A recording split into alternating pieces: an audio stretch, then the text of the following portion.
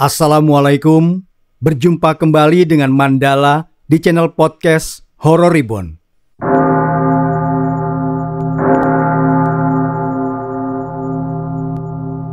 Sinar mentari pagi terasa hangat menerpa kulit. Jam menunjukkan pukul 6:30. Seorang pemuda duduk bersila di belakang meja kecil. Beragam macam kue basah dan jajanan pasar lain disusun rapi di atasnya.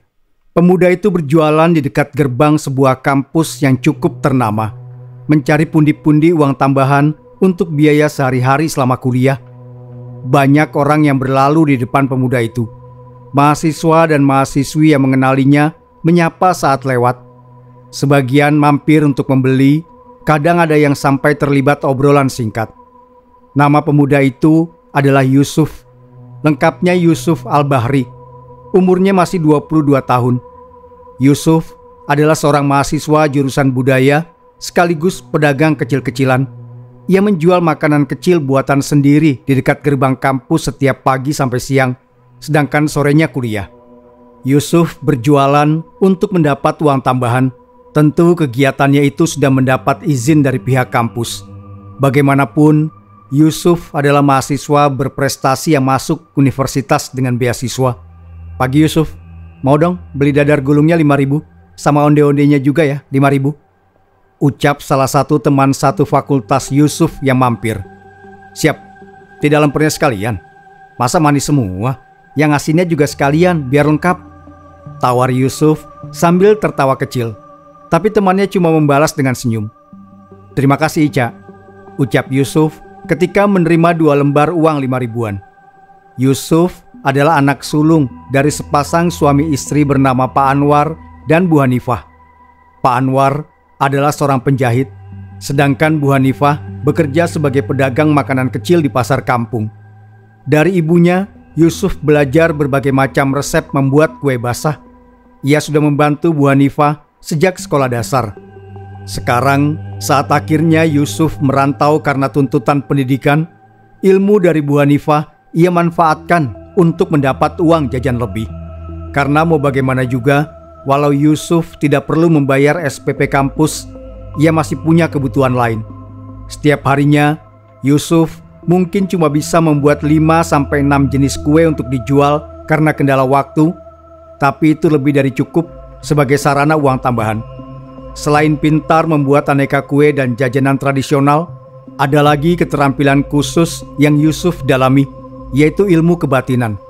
Yusuf mempelajarinya dari ayahnya sendiri, Pak Anwar, sekaligus bisa dibilang gurunya. Meski sekilas Pak Anwar tampak seperti penjahit biasa, ia adalah panutan di kampungnya. Pak Anwar dikenal sebagai pribadi yang bijak lagi bersahaja, juga ahli dalam ilmu agama. Ia juga menguasai ilmu batin, walau yang satu itu tidak tersebar luas dan hanya diketahui beberapa orang dekat saja. Dari sanalah Yusuf belajar ilmu batin. Yusuf sudah mengasah kemampuan tersebut sejak sekolah dasar. Walau ilmu batinnya belum mencapai tingkatan yang sangat tinggi, tapi sudah sangat baik untuk pemuda berumur 20-an. Yusuf tidak mengumbar kemampuannya. Ia tidak suka menyombongkan diri. Namun beberapa temannya ada yang tahu karena Yusuf tetap menggunakannya kalau benar-benar untuk membantu orang lain.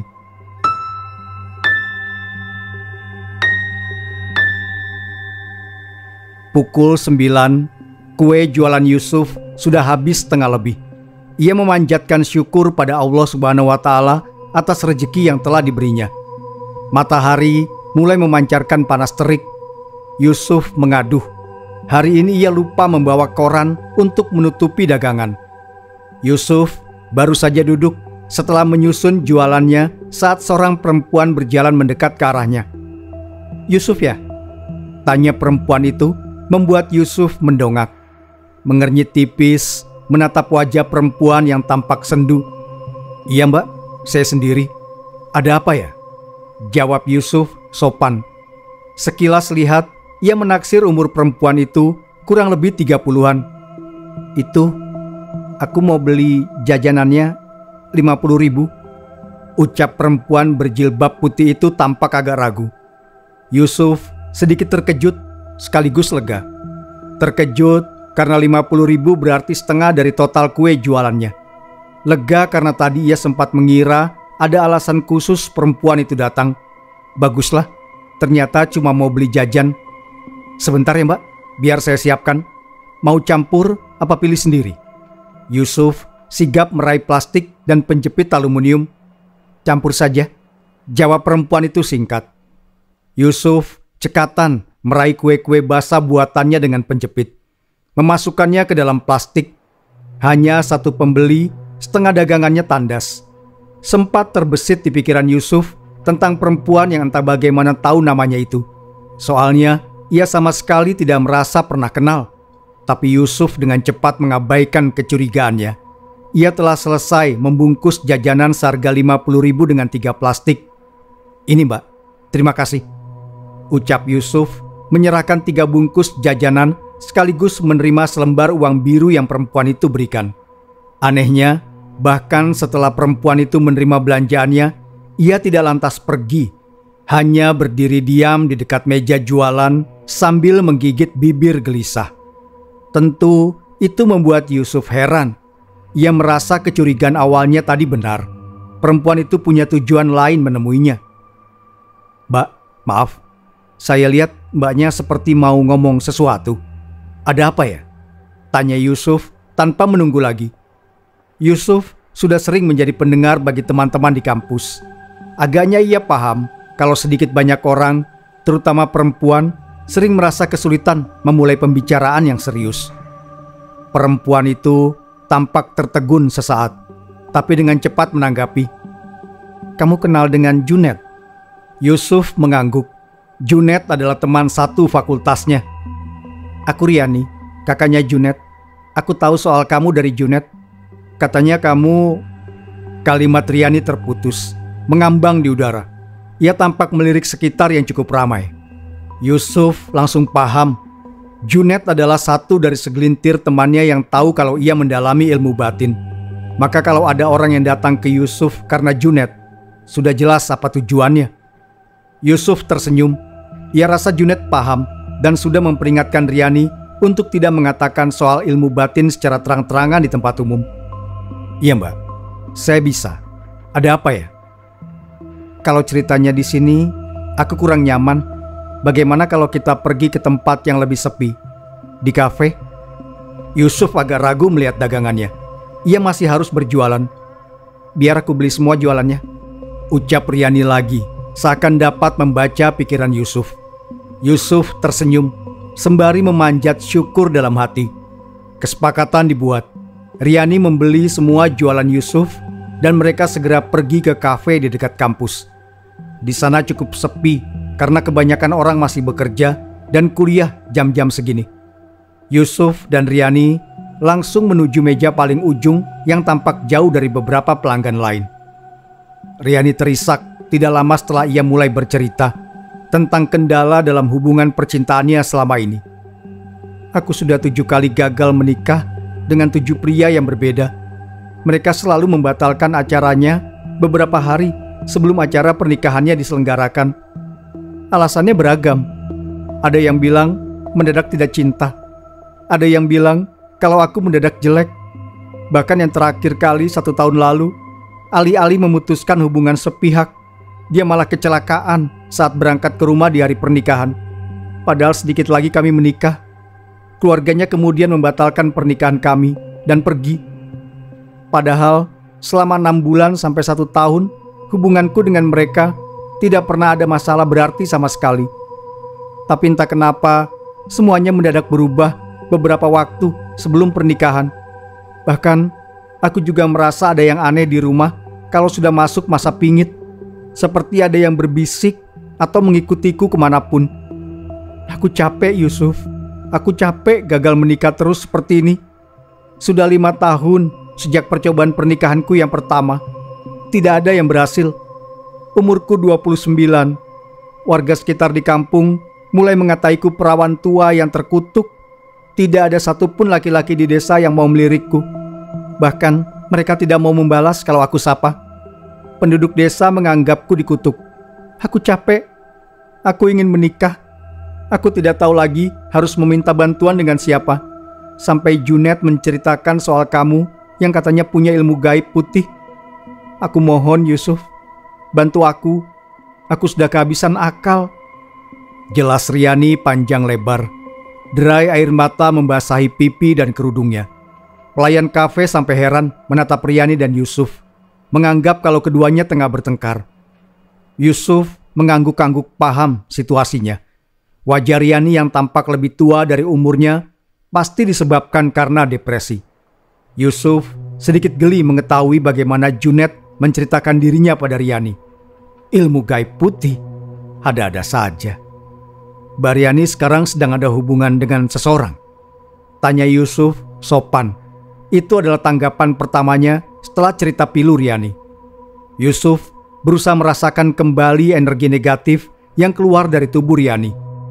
Tadi saat awal bertemu, Yusuf sempat mengabaikannya karena ia pikir energi negatif tersebut muncul karena Riani sedang bersedih.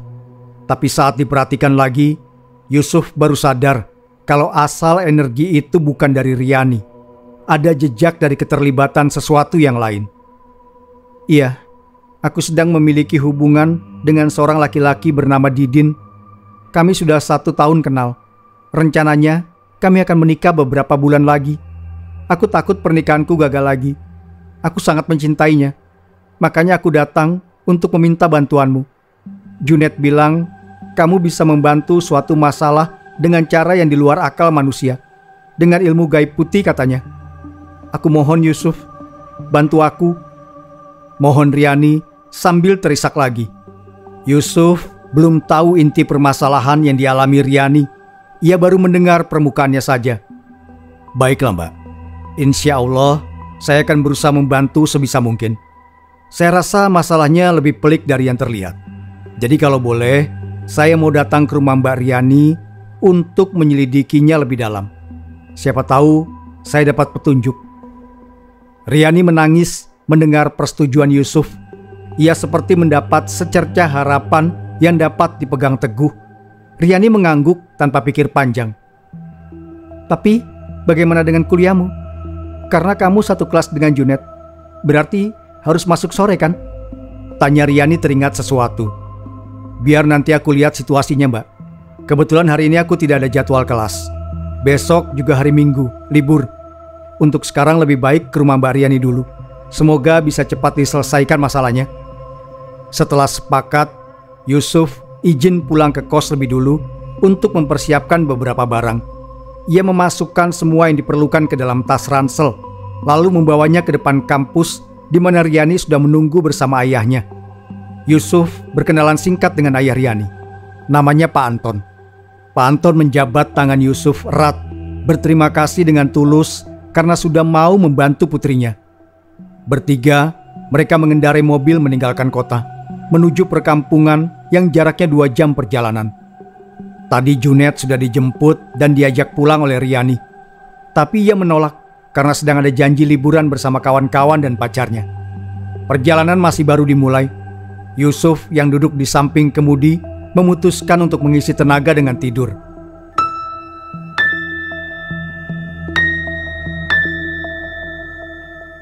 Yusuf segera berkeliling rumah setelah berkenalan singkat dengan Ibu Riani yang bernama Bu Siska. Rumah itu cukup besar. Keluarga Pak Anton cukup berada. Ada mobil dan motor yang terparkir di samping bangunannya. Yusuf merasakan adanya kehadiran yang kuat di rumah itu, yang memancarkan energi tidak biasa sampai menyelimuti seluruh bangunan. Energi serupa dengan yang ada di tubuh Riani. Yusuf lantas mengeluarkan minyak daun bidara dari tas, lalu duduk bersila di atas sajadah di ruang sholat rumah itu. Ia mengoleskan sedikit minyak di tulang hidung dan mulai memejamkan mata. Yusuf harus mengintip ke alam gaib agar bisa memeriksa penyebab masalah ini lebih jelas. Sekian lama konsentrasi, Yusuf mulai merasakan tubuhnya menjadi ringan, bagai sehelai bulu yang terombang-ambing di lautan. Lalu, pada saat yang tepat, Yusuf sigap berdiri, lalu membuka mata. Suasana rumah tampak redup meski cahaya lampunya terang, seakan warna direnggut dari dunia. Yusuf melihat keluar jendela. Tidak ada cahaya matahari yang memancar kekuningan sama sekali. Yusuf telah berhasil memisahkan ruh dari tubuhnya. Sementara Riani bersama Pak Anton dan Bu Sinta menatap penuh harap punggungnya yang sedang duduk di ruang sholat. Yusuf tengah mengikuti sumber energi negatif yang semakin kuat, asalnya dari kamar Riani. Sampai di dalam kamar, Yusuf melihat adanya sesosok jin bertubuh besar yang diam menggantung di langit-langit. Sosok itu berkulit kehitaman, badannya buncit besar dengan telinga kecil seperti daun. Matanya terpejam, tapi Yusuf tahu kalau sosok itu tidak sedang tidur. Apa yang kamu lakukan di sini? Apakah kamu yang selalu menggagalkan pernikahan pemilik kamar ini? Tanya Yusuf sopan. Ia ingat ajaran ayahnya bahwa jin juga seperti manusia, tidak akan senang kalau tidak dihormati atau dihargai. Sosok itu bergeming, tetap terpejam sambil menempel di atap seperti cicak. Permisi, aku berbicara padamu. Apa yang kamu lakukan di sini? Sejak kapan kamu tinggal di sini? Yusuf mencoba berkali-kali bertanya pada sosok tersebut, tapi tidak mendapat sahutan sama sekali. Karena tidak ada hasil sama sekali, Yusuf memutuskan kembali ke alam manusia. Sedari awal membujuk jin, bahkan sekadar untuk bicara, bukanlah hal yang mudah kalau memang jin tersebut tidak mau. Dan susahnya lagi, Yusuf tidak bisa menggunakan paksaan atau masalahnya akan jadi tambah rumit. Riani tersentak saat melihat Yusuf bangkit. Ia sudah menunggu selama setengah jam lebih tanpa beranjak dari depan ruang sholat. Duduk menunggu Yusuf yang tidak bergerak sedikit pun sejak tadi. Bagaimana Yusuf? Ada apa? Apa kamu menemukan sesuatu? Tanya Riani mendekat. Pak Anton dan Bu Sinta yang mendengar suara putrinya langsung datang menghampiri. Ada sesuatu yang terjadi di rumah ini, tapi saya belum bisa bicara banyak. Belum ada kepastian. Yang jelas, ada jin yang tinggal di kamar Mbak Riani. Tapi karena dia menolak bicara, saya belum bisa memastikan kalau jin itulah yang menyebabkan pernikahan Mbak Riani gagal selama ini.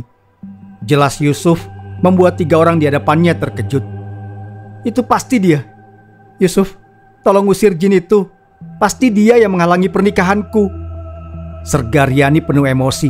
Semua kemarahannya atas pernikahan yang gagal keluar serempak. Tapi Yusuf menanggapinya dengan tenang. Kemungkinan besar begitu, tapi masih ada kemungkinan kecil kalau yang terjadi lebih rumit dari yang terlihat. Bukannya saya tidak mau masalah ini cepat selesai, tapi berurusan dengan alam gaib itu tidak bisa sembarangan. Seperti manusia, jin juga punya martabat. Bedanya, kebanyakan dari mereka lebih ganas dan tidak kenal ampun. Kalau kita menuduh jin itu sembarangan dan ternyata salah, masalahnya bisa bertambah. Apalagi kalau ternyata jin di kamar Mbak Riani bukan jin biasa. Jelas Yusuf santun. Tampak sekali kalau ia memang ahli dalam masalah ini. Riani dan kedua orang tuanya terdiam tanpa bisa berkata apa-apa. Mereka sepenuhnya menyerahkan urusan di luar logika ini pada Yusuf. Untuk sekarang, saya minta dipertemukan dengan mantan calon suami Mbak Riani. Memang agak tidak etis sepertinya, tapi saya butuh informasi lebih jelas untuk mengurus masalah ini. Pinta Yusuf. Wajah Riani langsung terlipat. Pak Anton dan Bu Santi langsung memegang pundaknya. Pasti berat untuk menemui mereka lagi. Tapi Riani mengangguk mantap. Ia akan melakukan apapun asal itu bisa membuat impiannya untuk menikah dengan Didin terwujud. Tapi aku hanya bisa mengajakmu mendatangi 4 orang. Rumah 2 lainnya berada di provinsi lain, sedangkan yang satu lagi dia masih koma di rumah sakit. Ucap Riani sedih. Yusuf yakin ia masih punya sedikit rasa pada lelaki yang kecelakaan saat datang untuk menikahinya itu. Pak Anton segera menyiapkan mobil saat tujuan sudah disepakati. Mereka berempat siap berangkat bersama menuju salah satu mantan calon suami Riani yang dulu.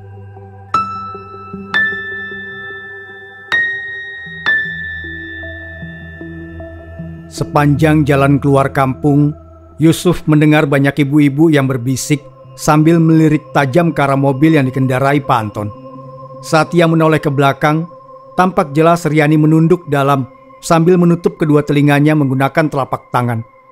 Mereka semua membicarakan Riani, menggosipkan tentang kutukan dan semacamnya. Ada juga yang mengira kalau Yusuf adalah calon suami selanjutnya. Berkata kalau Riani pasti putus asa sampai mau menikahi laki-laki yang lebih muda. Percuma saja. Toh lagi pula pernikahannya pasti gagal kayak yang sudah-sudah. Dasarnya Riani itu perempuan terkutuk. Cantik, banyak yang mau, tapi tidak bisa menikah. Sudah takdirnya jadi perawan tua dia itu. Ucap salah satu ibu-ibu agak kencang. Jelas sekali ia sengaja agar Riani dan keluarganya mendengar. Namun, seperti sudah biasa, tidak ada satupun orang di dalam mobil yang protes. Mereka tidak bisa apa-apa soal opini publik. Lagi pula, Riani yang sudah gagal menikah sebanyak 7 kali, jelas menarik perhatian. Perjalanan ke rumah tujuan pertama berlangsung sekitar 1 jam. Yusuf dan keluarga Pak Anton segera turun setelah mobil berhenti di depan sebuah rumah. Hari masih siang, matahari memancarkan terik menyengat yang membakar kulit. Seorang laki-laki berumur 30-an keluar saat mendengar suara mobil di depan rumahnya. Tapi ketika melihat yang datang adalah keluarga Pak Anton, ia langsung masuk ke dalam tanpa mengucapkan sepatah kata pun. Pak Anton segera melangkah ke pintu rumah, lalu mengucap salam sambil mengetuknya. "Assalamualaikum," ucapnya lantang. "Waalaikumsalam," seru suara perempuan dari dalam. Tak lama kemudian, seorang wanita parubaya tergopoh keluar. "Ya Allah, ada Bu Sinta sekeluarga. Mari masuk, Bu. Ayo." Sambut wanita yang adalah ibu laki-laki tadi. Pak Anton sekeluarga duduk di kursi panjang ruang tamu, sedangkan Yusuf duduk sendiri. Tidak lama kemudian, seorang perempuan muda datang sambil tersenyum, membawa nampan berisikan teh dan meletakkannya di atas meja. "Itu menantu saya, Bu. Baru menikah sama Dana setahun lalu. Namanya Siska. Omong-omong, ini siapa Cah ganteng? Calonnya Riani apa?" tanya wanita parubaya itu setelah bergabung duduk di ruang tamu. "Bukan, Bu Desi. Dia ini temannya Junet di kampus.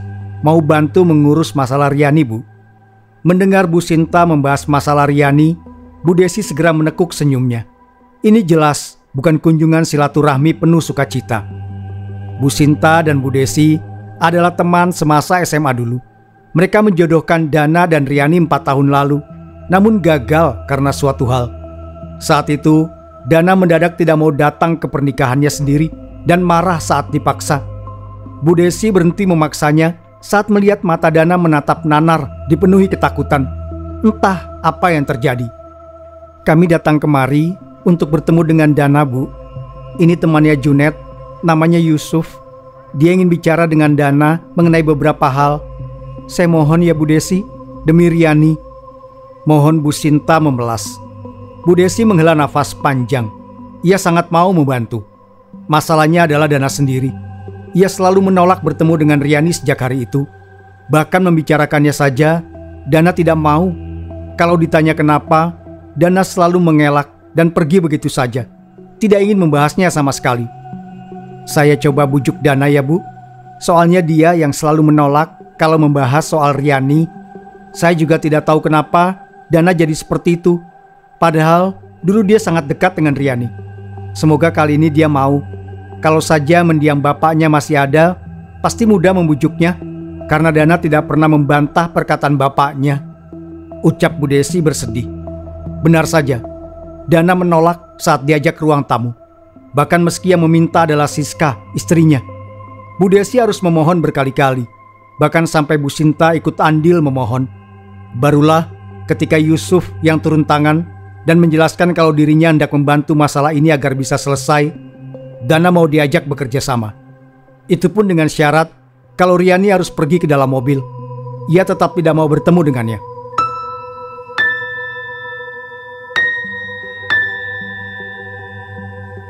"Apa yang sebenarnya terjadi, Nak?" tanya Bu Desi menatap Dana yang duduk di seberang Yusuf. 5 orang duduk di kursi ruang tamu, mengitari meja persegi.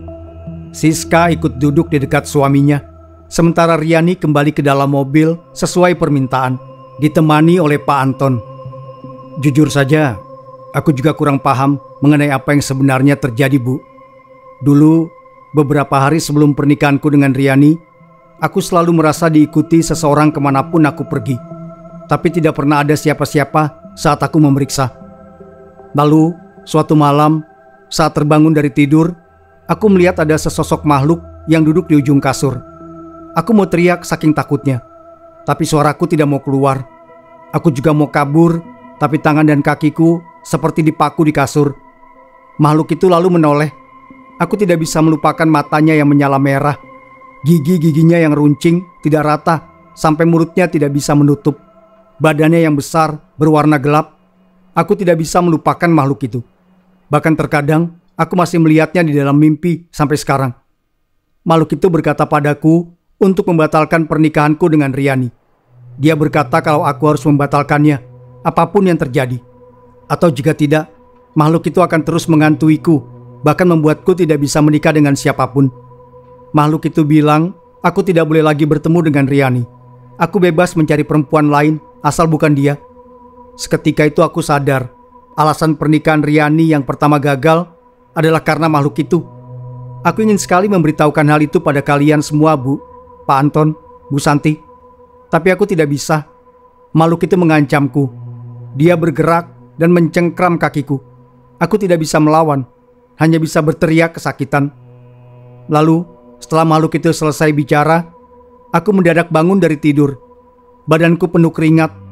Awalnya kupikir itu hanya mimpi buruk biasa. Tapi saat aku merasakan nyeri di pergelangan kakiku, aku tahu apa yang kualami adalah kenyataan. Makhluk itu benar-benar ada. Ini buktinya. Jelas Dana panjang lebar dengan suara gemetar. Diakhiri dengan mengangkat celana dan menunjukkan pergelangan kakinya. Bu Desi menutup mulutnya melihat 3 garis seperti bekas luka bakar di pergelangan kaki putranya. Ia sama sekali tidak tahu karena memang selama ini Dana selalu menyembunyikannya. Bu Desi akhirnya tahu kenapa Dana selalu memakai kaos kaki setiap keluar kamar. Selama ini alasannya selalu karena kedinginan. Terus, tentang perkataanmu yang bilang kalau Riani buruk rupa itu, tanya Bu Santi tidak percaya. Dana segera bersimpuh di lantai. Air mata berderai di kedua pipinya sembari kedua telapak tangannya menyatu di depan wajah. Itu semua bohong, Pak. Bu, aku minta maaf pada kalian. Maaf kalau itu membuat Riani sakit hati. Saat itu aku ketakutan setengah mati. Aku hanya berkata tanpa pikir panjang. Aku hanya mencari alasan untuk membatalkan pernikahan dengan Riani. Maafkan aku, Pak. Bu. Pembicaraan selesai setelah Yusuf bertanya detail wujud makhluk tersebut dan memeriksa bekas luka di kaki Dana. Yusuf memutuskan pamit setelah mendapat jawaban yang diperlukan. Ia cuma harus mencocokkannya dengan cerita dari mantan calon lainnya. Yusuf terpikirkan sesosok jin yang namanya sudah dikenal bahkan di antara dukun dan orang yang memiliki ilmu batin. Ada kemungkinan jin tersebut yang melakukan hal ini. Sebagian ciri-ciri tindakannya sesuai, tapi ia masih harus memastikannya lagi. Jawaban pasti sangat penting dalam urusan gaib begini. Bu Desi menitipkan doa saat Pak Anton sekeluarga pergi bersama Yusuf.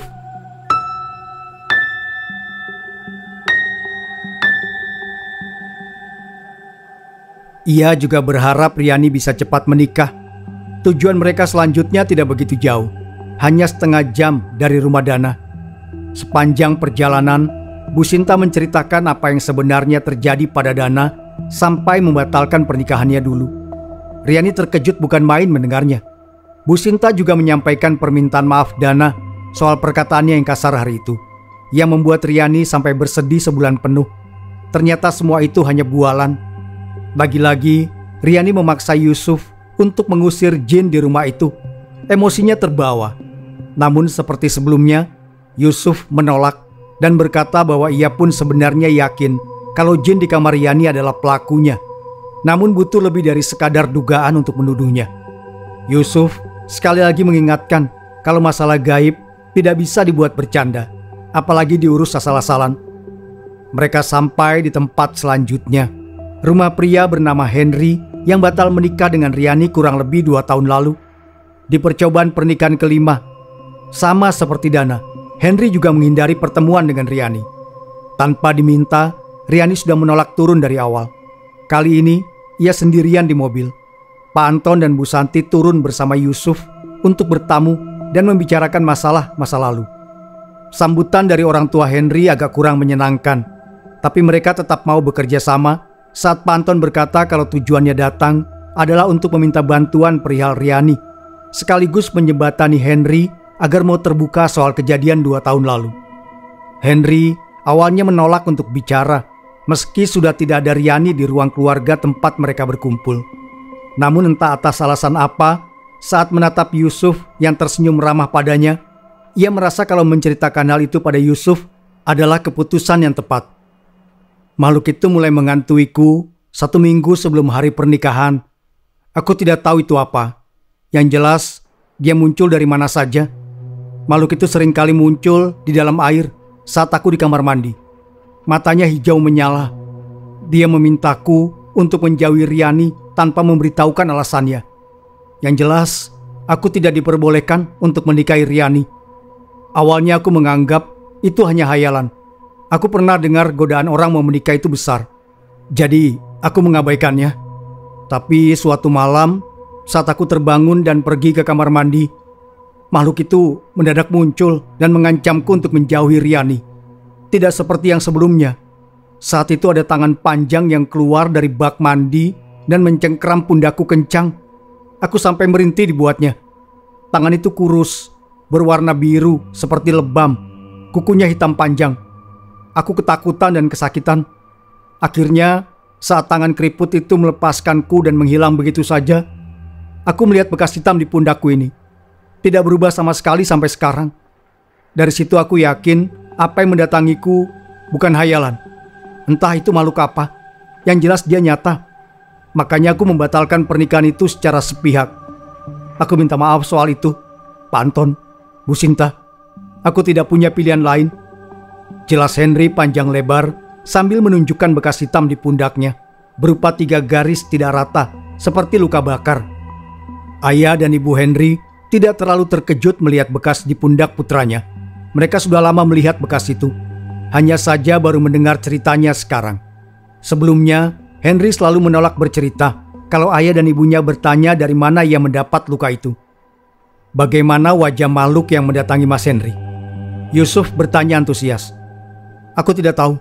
Makhluk itu tidak menampakkan wajahnya sama sekali. Yang aku lihat dari permukaan air hanya siluet gelap dengan mata hijau menyala. Baru di akhir itu dia keluar. Itu pun hanya sebelah tangan saja. Jawab Henry tertunduk. Ia masih bisa mengingat sosok itu dengan sangat jelas sampai hari ini. Hari sudah menjelang sore saat Pak Anton sekeluarga pamit. Riani tidak sekaget sebelumnya saat mendengar cerita dari Bu Sinta. Lagi pula, Henry adalah yang paling baik membatalkan pernikahannya. Tidak dengan alasan aneh, tidak dengan kata-kata kasar.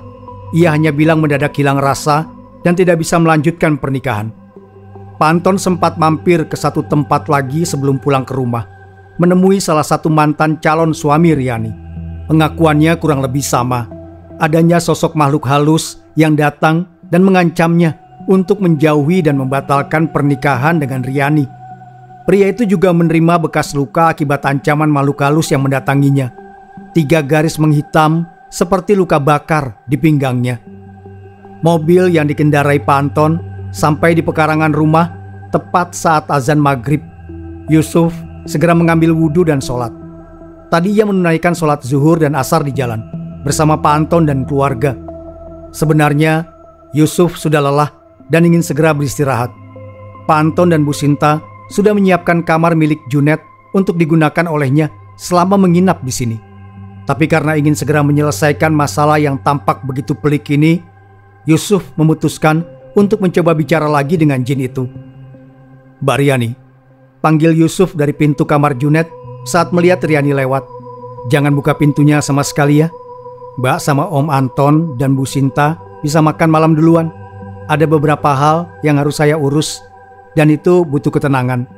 Lanjutnya, Riani sempat ingin bertanya ada apa, tetapi sesaat kemudian ia hanya mengangguk paham lalu melangkah pergi untuk memberitahu ibu dan ayahnya.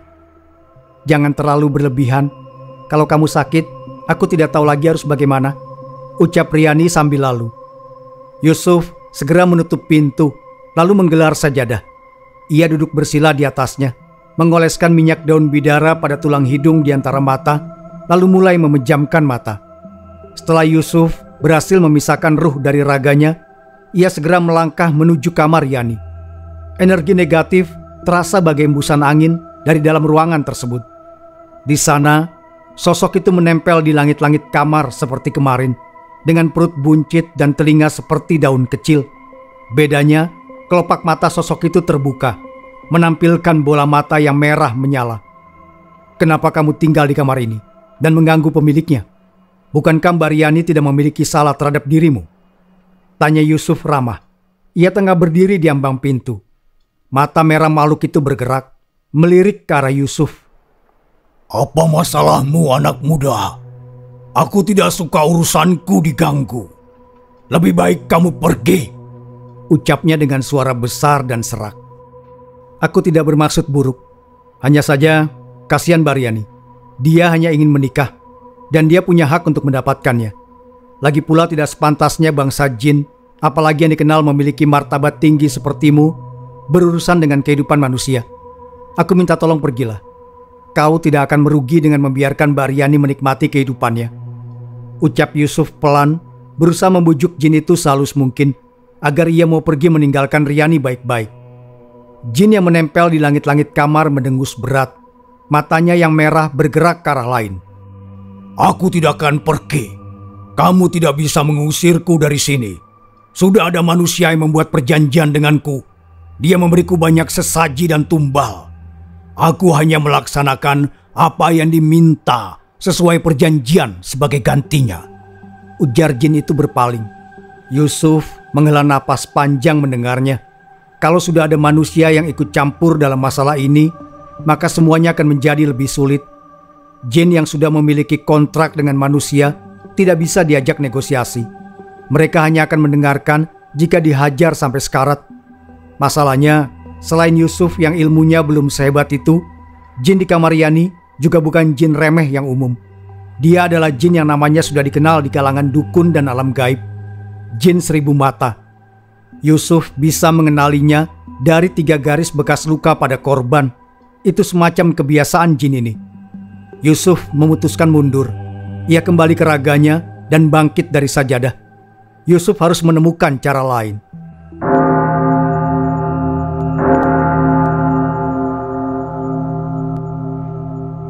Tepat saat Yusuf membuka pintu kamar Junet dan hendak keluar, Riani sudah menunggu bersama ayah dan ibunya. Riani langsung menghampiri Yusuf dan bertanya bagaimana perkembangan masalah ini. "Apa kamu menemukan sesuatu lagi, Yusuf?" tanya Riani harap-harap cemas. Sebelum menjawab, Yusuf menghela napas berat. Ternyata masalah ini jauh lebih rumit dari dugaannya. Jin yang ada di kamar Mbak Riani adalah penyebab pernikahan Mbak selama ini gagal. Itu benar. Masalahnya, saya tidak bisa mengusirnya karena ternyata jin itu adalah kiriman seseorang. Kalau saja saya bisa mengalahkannya, memungkinkan untuk mengusirnya secara paksa. Tapi jin itu bukan jin remeh. Saya tidak tahu siapa yang mengirimnya. Yang jelas orang itu benar-benar berniat menghancurkan hidup Mbak Riani. Jawaban Yusuf membuat Riani jatuh terduduk. Badannya mendadak lemas mendengar hal tersebut. Pak Anton dan Bu Sinta segera membantu putrinya. Mereka berusaha menguatkan.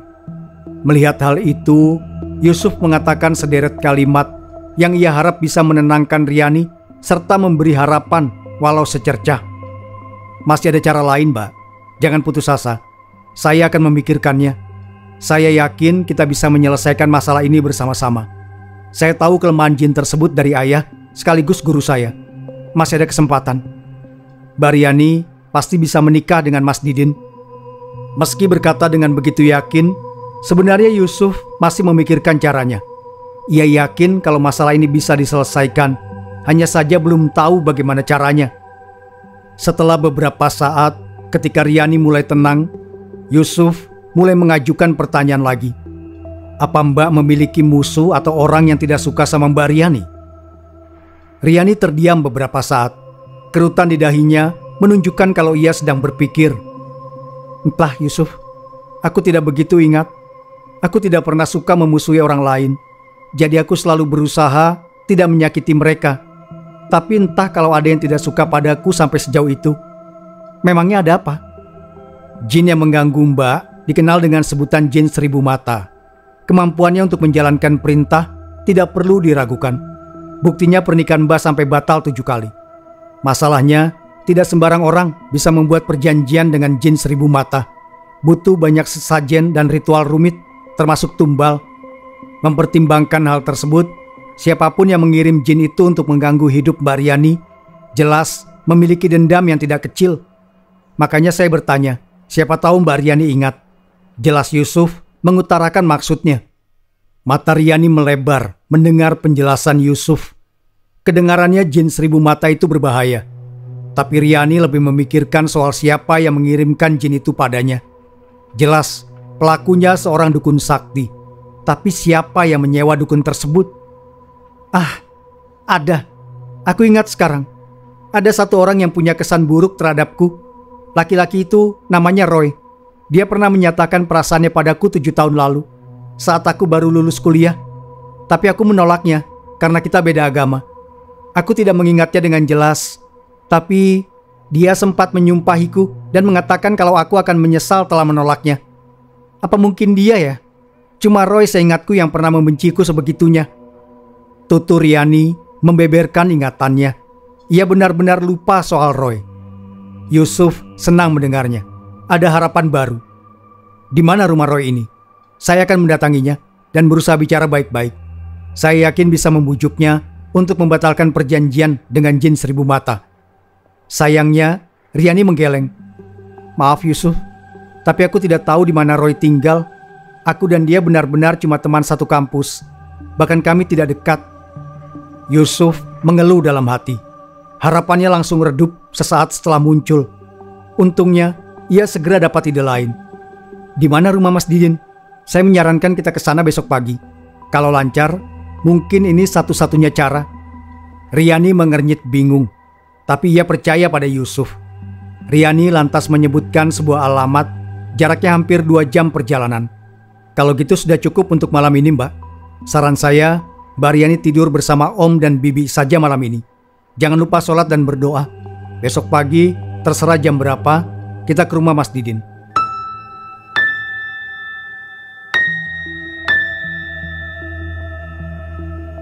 Malam itu, Yusuf menginap di rumah keluarga Pak Anton. Ia tidur dengan nyenyak di kamar milik Junet. Sesuai arahan Yusuf, Riani tidur bersama Bu Sinta, sedangkan Pak Anton tidur di ruang tamu. Tidak ada yang mau menempati kamar Riani setelah tahu faktanya. Malam mulai larut, semua orang di rumah itu tertidur lelap. Pak Anton segera masuk ke mobil dan menyalakannya, diikuti Bu Sinta, Riani dan Yusuf. Pagi masih setia dengan hawa dinginnya. Embun belum kering dari atas rumput. Jam menunjukkan pukul 6 lewat 10 menit. Mereka langsung berangkat tepat setelah sarapan pagi. 2 jam perjalanan yang melewati banyak perkampungan, akhirnya mereka sampai. Pak Anton langsung memarkirkan mobilnya di depan sebuah rumah yang cukup besar. 3 orang segera keluar dan berdiri di teras rumah sesaat setelah mendengar deru mobil Pak Anton menepi. Itu adalah Didin beserta orang tuanya. Tadi sebelum berangkat, Riani sudah menelpon dan mengabarkan kalau ia hendak berkunjung ke rumah Didin. Keluarga Pak Anton disambut dengan ramah. Tuan rumah segera mempersilakan mereka untuk masuk dan duduk di ruang tamu. Ramah tamah berlangsung beberapa saat. 2 keluarga sempat membicarakan soal hubungan anak mereka yang sudah berlangsung 1 tahun lamanya. Barulah setelah itu, Pak Anton berdeham, membuat suasana hening. Semua fokus tertuju padanya. Jadi begini, Pak Boni, Bu Via. Kedatangan saya sekeluarga ini mau membicarakan masalah serius terkait hubungan Didin dan Riani. Ada masalah yang cukup serius mengenai Riani. Untuk lebih jelasnya, biar Nak Yusuf yang akan menjelaskan. Ucap Pak Anton membuat semua orang menatap Yusuf. Sedari tadi, mereka memang sudah bertanya-tanya, siapakah gerangan pemuda tersebut? Apa Mas Didin mencintai Mbak Riani? Yusuf memulai dengan sebuah pertanyaan. Tentu saja, jawab Didin tanpa ragu sama sekali, membuat Riani tertunduk haru sekaligus menyesal. Bagus, kalau begitu dengarkan baik-baik apa yang akan saya katakan. Yusuf mulai menjelaskan situasinya tentang jin 1000 mata, tentang Riani yang sudah 7 kali gagal menikah, tentang seseorang dari masa lalu Riani yang hendak menghancurkan hidupnya. Bahkan soal warga yang menganggap Riani perawan tua terkutuk. Yusuf menjelaskan semua yang ia ketahui soal masalah pelik ini. Didin beserta ayah dan ibunya hanya bisa terdiam mendengarkan.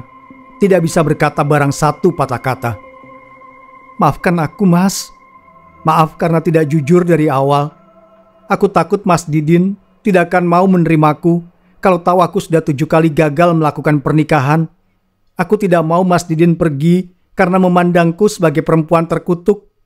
Sungguh, aku tidak berniat untuk membohongi Mas Didin," ucap Riani penuh derai air mata saat Yusuf menyelesaikan penjelasannya. Ia benar-benar menyesal.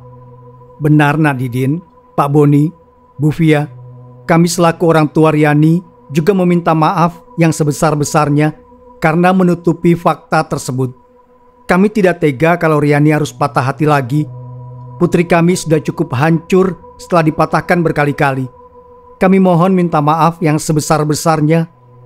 Imbu Bu Sinta ikut meminta maaf. Air mata berlinang tipis di pipinya. Didin sekeluarga hanya bisa terdiam. Mereka jelas terpukul oleh fakta yang baru mereka dengar ini. Sekarang, Didin paham alasan Riani dan keluarganya selalu menolak kalau ayah dan ibunya ingin main ke rumah Riani. Bahkan dirinya sendiri pun tidak dibolehkan. Selalu saja ada alasan agar Didin dan keluarganya tidak mampir ke rumah. Ternyata karena masalah seperti itu. "Aku tidak masalah dengan itu, Riani. Aku tetap mencintaimu. Aku paham situasinya. Kamu berbohong bukan untuk mempermainkan diriku," ucap Didin tiba-tiba memecahkan keheningan beberapa saat lalu, membuat Riani menangis lebih kencang. "Kalau saya dan istri jelasnya tidak masalah. Mungkin kalau Didin di posisi Riani, kami sebagai orang tua juga akan melakukan hal yang sama. Bagi kami, keputusan Didin yang paling penting, karena kan yang menjalani hubungan dia dan Riani," ucap Pak Boni tersenyum. Begitu pula Bu Fia. Setelah semua yang hadir paham dengan situasinya, barulah Yusuf membicarakan solusi yang ia punya. "Saya minta pernikahan Mas Didin dan Mbak Riani disegerakan. Kalau bisa besok lusa, hari Selasa. Mungkin terdengar buru-buru, tapi semakin banyak waktu yang kosong sebelum acara pernikahan, maka semakin berbahaya. Lebih baik membuat rencananya dekat dan mendadak agar jin 1000 mata itu tidak punya banyak waktu untuk menghalangi." Didin menelan ludah. Awalnya tadi ia agak ragu dengan cerita Yusuf soal jin itu. Tapi melihat semuanya serius begini, serta fakta bahwa Riani sudah 7 kali gagal menikah, yang mana agaknya terlalu mustahil, Didin tidak punya alasan untuk tidak percaya. "Baik, aku tidak masalah. 2 hari lagi aku akan datang untuk melamar dan langsung menikahi Riani," jawab Didin yakin. Pak Boni dan Bu Fia tersenyum setuju. Mereka juga sudah lama ingin Didin menikah, ingin merasakan punya cucu. Umur Didin sekarang sudah 35. Ia adalah bujang tua. Yusuf tersenyum melihat mereka bersemangat, tapi ia menggeleng pelan. Didin dan keluarganya salah paham soal sesuatu. "Mas Didin dan keluarga tunggu di sini. Biar Mbak Riani dan keluarganya yang datang kemari. Saya sendiri akan ikut. Mungkin ada yang berpikir ini sedikit kurang sopan. Kok keluarga perempuan yang datang ke rumah keluarga laki-lakinya? Tapi saya ingatkan, ini kondisi khusus. Jadi tolong lakukan seperti yang saya minta demi keselamatan bersama," ucap Yusuf menjelaskan permintaannya dengan santun. Memang Bu Fia dan Pak Boni agak kurang setuju dengan gagasan bahwa keluarga Riani yang akan datang ke rumah mereka. Tapi mereka pada akhirnya setuju setelah diyakinkan oleh Pak Anton. "Selama 2 hari ini, pesan saya untuk Mas Didin, akan ada banyak sekali gangguan dan ancaman. Mohon bertahan, karena tujuannya adalah untuk menggagalkan pernikahan kalian. Lalu, Mas Didin dan Mbak Riani juga jangan sampai sendirian. Kemanapun, dimanapun, bahkan kalau ke kamar mandi pun harus ditemani. Ini serius, karena bisa jadi ketika ancaman dan hasutan untuk membatalkan pernikahan tidak berhasil, jin 1000 mata akan menculik Mas Didin atau Mbak Riani ke alam gaib demi menggagalkan pernikahan. Jin itu biasa menculik korbannya kalau sedang sendiri. Kalau itu terjadi semuanya akan sulit," pesan Yusuf memperingatkan. Didin dan Riani mengangguk setuju. Melihat sikap Yusuf yang tenang dan berwibawa di umurnya yang masih muda, sudah cukup untuk membuat mereka tahu kalau ia bukan pemuda biasa. Setelah itu, Pak Anton pamit pulang. Ia segera masuk ke dalam mobil dan menyalakannya, diikuti Bu Sinta dan Riani. Yusuf sempat membacakan doa di rumah Pak Boni sebelum naik ke mobil, memberikan pelindung agar tidak terjadi hal berbahaya di rumah itu sampai hari pernikahan yang sudah dijanjikan datang. Mobil yang dikendarai Pak Anton melaju di jalanan beraspal. Yusuf yang duduk di samping kemudi memutuskan untuk tidur. Ia butuh istirahat yang cukup, banyak pekerjaan yang menunggunya.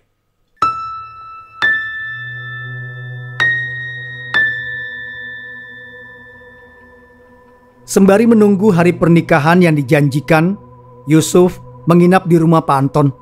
Karena itu berarti Yusuf harus tetap berada di sana sampai hari Selasa. Ia meminta tolong pada Junet agar menyampaikan izinnya pada dosen untuk absen selama 2 hari. Sejak pulang dari rumah Didin sore itu, keanehan langsung terjadi di rumah Pak Anton. Piring yang tiba-tiba jatuh, perabotan yang bergeser sendiri, lampu yang mendadak rusak, keran air kamar mandi yang terbuka sendiri, dan masih banyak lagi. Bu Sinta yang menuruti pesan Yusuf untuk selalu menemani Riani bergidik ngeri. Tidak pernah dalam hidupnya ia merasa diteror oleh makhluk dari alam lain seperti ini. Tapi berkat janji masa depan di mana Riani akhirnya bisa menikah, Bu Sinta menguatkan mentalnya agar bisa bertahan. Begitu pula kondisi di rumah Didin. Ia seringkali mendengar bisikan, bahkan penampakan yang cuma dia sendiri yang bisa melihatnya. Itu jelas pengalaman yang mengerikan. Tapi berkat Pak Boni yang selalu berada di sisinya, bahkan ketika tidur, Didin bisa melewati semua itu. Sampai akhirnya hari yang ditunggu tiba. Didin yang sudah rapi mengenakan baju koko berwarna putih menunggu di rumah bersama kedua orang tuanya. Mereka sudah menyiapkan segala keperluan, penghulu, saksi, semuanya sudah diatur sedemikian rupa. Mereka hanya perlu menunggu Riani dan keluarganya sampai dengan selamat. Di sisi lain, Riani tampak anggun mengenakan gamis dan kerudung putih, tidak selaras dengan mimik wajah yang terlihat tegang meski sudah dirias sedemikian cantik. Gangguan dari jin 1000 mata terus datang. Bahkan sesaat sebelum Riani masuk ke dalam mobil, salah satu pot bunga yang digantung entah bagaimana melayang menghantam badan mobil. Untungnya pot plastik, jadi tidak meninggalkan bekas yang berarti. Yusuf duduk sendiri di jok paling belakang, tampak fokus dengan dahi berkerut. Tadi sebelum berangkat, Yusuf sudah menjelaskan apa yang akan terjadi dan apa yang akan ia lakukan sepanjang perjalanan. Jin 1000 mata itu akan berusaha mengganggu perjalanan ini dengan cara apapun. Jadi saya akan berusaha sekuat tenaga menghalanginya. Saya minta Mbak Riani dan keluarga agar membantu dengan berdoa. Jangan berhenti sampai kita tiba di rumah Mas Didin dengan selamat. Kalau ini gagal, bisa dipastikan kita semua akan celaka. Itulah yang terjadi pada mantan calon suami Mbak yang dulu. Dari dulu, Jin 1000 mata selalu menakuti laki-laki yang hendak menikahi Mbak Riani agar membatalkan pernikahan. Kalau tidak berhasil, maka akan diancam. Dan kalau tidak kunjung berhasil juga, maka akan dicelakai. Kurang lebih seperti itulah polanya. Jelas Yusuf tadi setelah mereka sholat subuh. Deru mesin terdengar berat saat Pak Anton menyalakan mobil. Rodanya berputar seiring pedal gas diinjak. Yusuf segera mengoleskan minyak bidara yang sudah dicampur dengan bahan lain di pelipisnya. Ia melakukan hal itu agar bisa melihat yang gaib. Sepanjang jalan keluar pemukiman, banyak ibu-ibu yang menggosip melihat mobil Pak Anton lewat. Tadi ada tetangga yang melihat Riani berpakaian putih rapi masuk ke dalam mobil. Wanita itu segera memberitahukannya pada warga lain. Ada gosip hangat, Riani akan menikah lagi. Untungnya suasana di dalam mobil sudah cukup tegang. Jadi tidak ada yang punya waktu untuk memikirkan kata-kata orang. Sesuai dugaan Yusuf, baru juga mobil yang dikendarai Pak Anton berjalan beberapa puluh meter meninggalkan rumah. Ia sudah melihat ada bayang-bayang hitam yang melesat dari pohon ke pohon mengikuti mobil Pak Anton. Yusuf konsentrasi mengawal mobil ini. Ia mengerahkan kekuatan batinnya sebisa mungkin untuk menghalangi sosok-sosok hitam itu mendekat. Membuat mereka hanya bisa lompat dari satu pohon ke pohon yang lain mengikuti laju mobil. Sebenarnya, meski dijuluki jin 1000 mata, jin itu tidak secara harfiah benar-benar memiliki 1000 mata. Nama itu merujuk pada jin tersebut karena ia mempunyai 1000 bawahan yang bisa ditempatkan dimanapun sesuka hatinya. Makanya dukun sakti dan orang-orang yang memiliki ilmu batin menjulukinya demikian, karena bisa mengetahui banyak hal dari banyak tempat sekaligus. Mobil yang mereka naiki sesekali seperti kehilangan kendali walau cuma sepersekian detik. Beruntung Pak Anton sigap mengambil alih situasi setiap kali mendapat kendalinya kembali. Ini sudah diperingatkan oleh Yusuf sebelum berangkat tadi. Pak Anton tidak terlalu kaget. Berbeda dengan Riani dan Bu Sinta yang sudah menjerit panik, Yusuf tetap fokus di belakang, terus menghalangi sosok hitam yang berusaha mencelakai mobil. Konsentrasi yang tinggi membuat Yusuf tidak mendengarkan teriakan heboh di mobil itu.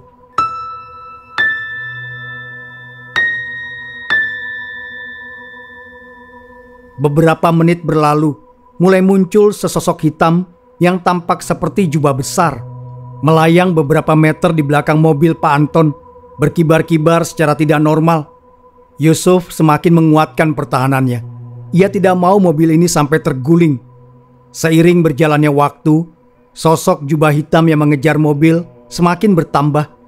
Di mata Yusuf, mereka malah sudah menutupi pemandangan saking banyaknya.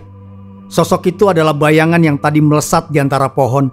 Mereka mendekat agar bisa mengerahkan lebih banyak kekuatan negatif agar mobil Pak Anton celaka.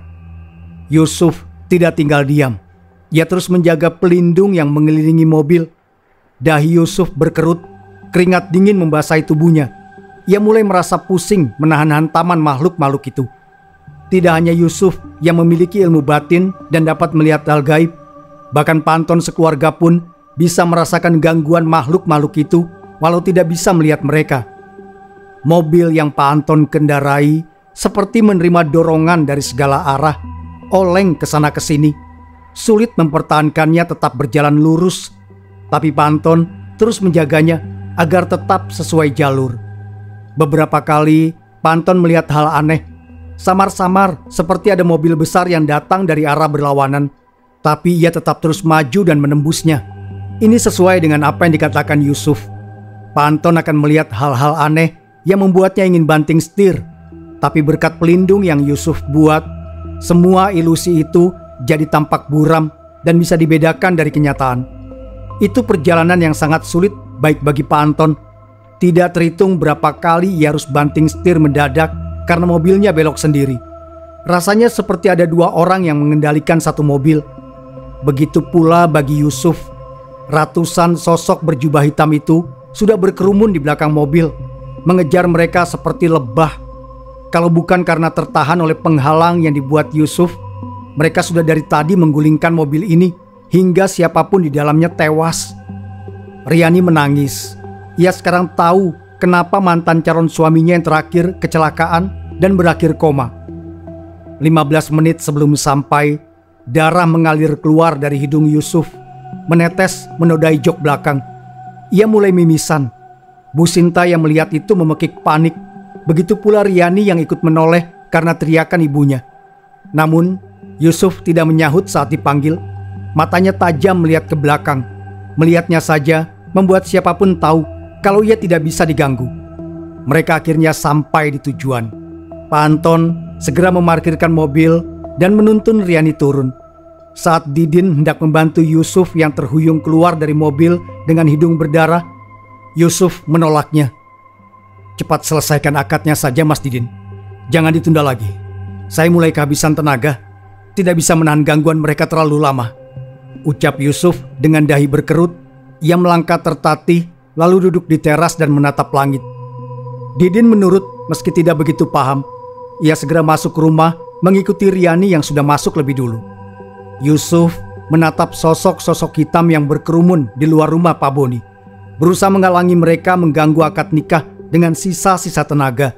Beruntung akad yang langsung dilaksanakan selesai tepat ketika Yusuf sudah mencapai batasnya. Tepat saat saksi yang hanya berjumlah tidak sampai 10 orang itu berseru lantang, tanda bahwa Didin dan Riani sudah sah menjadi suami istri. Sosok-sosok hitam itu mendadak menghilang pergi, meninggalkan Yusuf yang bersandar di teras dengan nafas terengah. Jin 1000 mata memang dikenal sangat hebat dalam melakukan perintah. Tapi sekalinya gagal, jin itu akan langsung pergi tanpa meninggalkan satupun bawahannya. Itu adalah kebanggaan jin 1000 mata.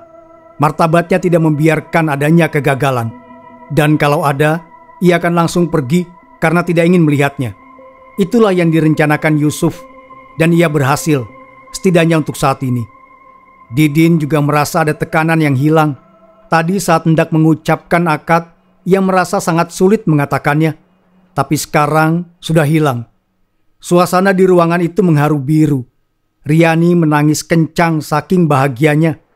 Di tengah kebahagiaan yang memenuhi ruangan, Didin dan Riani segera bangkit dan keluar untuk berterima kasih pada Yusuf. Riani sekaligus membawakan tisu dan air putih, sementara Didin membawa amplop coklat berisi sejumlah uang yang diam-diam sudah dipersiapkan. Yusuf tampak duduk bersila di teras. Darah di hidungnya sudah diseka dengan punggung tangan. Yusuf terlihat memejamkan mata. Dadanya kembang kempis mengatur nafas. Yusuf, terima kasih. Akhirnya aku bisa menikah. Ini, ada tisu dan air putih. Minum dulu, supaya kamu lebih tenang, ucap Riani masih terisak bahagia. Yusuf menerima gelas yang diberikan dan menenggak isinya hingga tandas. Ia juga membersihkan sisa darah di bawah hidungnya. Terlalu dini untuk senang, Mbak Riani. Ini belum selesai. Selama Roy masih menyimpan dendam, dia bisa terus mengirimkan jin lain untuk mencelakai pernikahan Mbak Riani dan Mas Didin, ucap Yusuf tiba-tiba. Riani terkesiap mendengarnya. Begitu pula Didin. Kebahagiaan yang tadi menyelimuti karena berpikir semua sudah usai, langsung sirna seketika itu juga. Aku akan mencari keberadaan Roy. Seharusnya dia tidak berada terlalu jauh. Kalau dia sampai berada di provinsi lain, dia tidak akan bisa melihat hidup Mbak Riani hancur. Orang sepertinya pasti ingin menyaksikan Mbak Riani menderita, ujar Yusuf mulai memejamkan mata. Tanpa menunggu reaksi dari mereka, Yusuf segera memusatkan konsentrasinya. Ia harus mengejar jin 1000 mata sebelum jejaknya hilang. Meski agak sulit karena sudah kelelahan, tapi akhirnya Yusuf berhasil melepas rohnya dari badan. Yusuf segera mengikuti sisa-sisa energi negatif yang ditinggalkan jin 1000 mata, mengejarnya entah kemana. Hanya butuh waktu singkat, Yusuf akhirnya sampai di sebuah rumah di tepi hutan. Itu adalah tempat yang dituju jin 1000 mata. Saat masuk ke dalam, Yusuf kaget melihat seorang pria berumur 30-an menggelepar di lantai. Kedua tangannya memegang leher yang tercekik sesuatu. Yusuf juga melihat sesosok makhluk hitam setinggi 2 meter berdiri di depannya, menatap pria yang tampak sekarat itu tanpa rasa iba. Pria itu adalah Roy. Ia berusaha mengatakan sesuatu, tapi lehernya tercekat. Kedua matanya melotot lebar hingga tampak ingin keluar, berwarna merah dipenuhi darah. Melihat situasinya, Yusuf langsung paham apa yang terjadi dan memutuskan untuk pergi. Semua masalah pelik ini telah selesai, berakhir dengan kematian Roy di sebuah rumah kayu di tepi hutan. Yusuf tidak perlu ikut campur lebih banyak. Riani dan Didin duduk bersisian di hadapan Yusuf yang terpejam. Keduanya tengah berdoa bersama orang-orang lain yang juga duduk di teras. Suasananya tegang. Mereka tidak tahu apa yang tengah dilakukan Yusuf, tapi memutuskan membantu dengan doa, berharap itu bisa meringankan bebannya walau sedikit. Beberapa saat kemudian, tubuh Yusuf sedikit tersentak. Lalu akhirnya ia membuka mata. Alhamdulillah. Didin dan Riani langsung mengucap syukur bersamaan melihatnya, diikuti warga lain yang juga melakukan hal sama. Alhamdulillah, seru mereka serempak. Bagaimana Yusuf? Apa kamu sudah menemukan keberadaan Roy? Kita harus segera menghentikannya kan? Ucap Riani menghujaninya dengan pertanyaan. Yusuf tersenyum menatap Riani dan Didin sebelum menjawab. Tidak perlu Mbak Riani. Semuanya sudah selesai sekarang. Tadi saat aku sampai di rumah kosong tempat Roy berada, aku melihatnya sedang meregang nyawa di tangan jin 1000 mata. Aku langsung tahu apa yang terjadi. Pasti Roy marah dan mengamuk karena jin 1000 mata gagal menghalangi pernikahan Mas Didin dan Mbak Riani. Lalu entah bagaimana memaki jin tersebut. Lalu karena kebanggaan yang tinggi, jin 1000 mata tidak terima dengan perkataan Roy dan memutuskan untuk membunuhnya tanpa ampun. Kita biarkan saja dia menerima akibat dari persekutuannya dengan jin. Tidak perlu dipikirkan. Riani menangis haru di pelukan Didin. Ia akhirnya terbebas dari kutukan itu. Kedua belah pihak keluarga berterima kasih pada Yusuf. Mereka memberikan sejumlah uang sebagai imbalan. Awalnya Yusuf menolak dengan alasan itu terlalu banyak. Tapi setelah Riani memohon pada Yusuf untuk menerima semua itu dan bilang kalau apa yang mereka berikan tidak sebanding dengan bantuannya, ia dengan berat hati menerima. Sore harinya, Yusuf pulang diantar Pak Anton sekeluarga ke kosan. Hubungannya dengan mereka menjadi sangat dekat. Junet bertanya-tanya apa yang terjadi. Ia kaget mendengar kakaknya sudah menikah. Kemarin, suasananya sangat tegang dan genting di rumah Riani. Mereka memutuskan untuk tidak mengabari Junet soal pernikahan mendadak kakaknya sampai semuanya terkendali. Riani pun hidup bahagia bersama Didin. Mereka membangun rumah tangga dengan penuh kebahagiaan. Sedangkan Yusuf kembali ke kehidupan kuliahnya dengan uang yang bisa menutupi kebutuhannya selama berbulan-bulan ke depan.